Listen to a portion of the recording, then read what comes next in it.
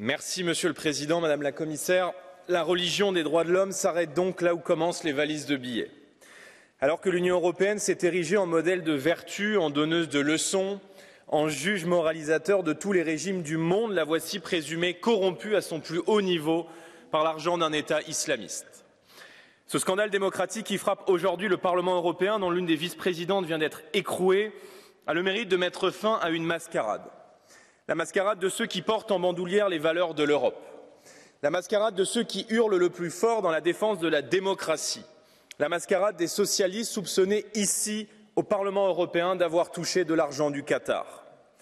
Le Qatar est, rappelons-le, une dictature islamiste. La liberté d'expression ne s'y applique pas. L'égalité homme-femme et les droits des travailleurs n'existent pas. L'homosexualité y est punie de mort.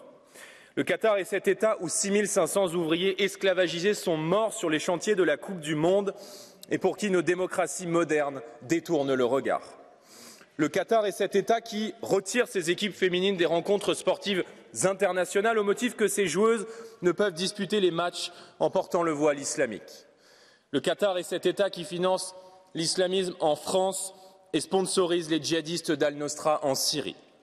Selon les journalistes français Christian Chesneau et Georges Malbruno, le prosélytisme du Qatar et avec lui l'influence des frères musulmans s'élève en France à plus de 25 millions d'euros en 10 ans, déversés dans des constructions d'écoles, de mosquées radicales, d'associations séparatistes.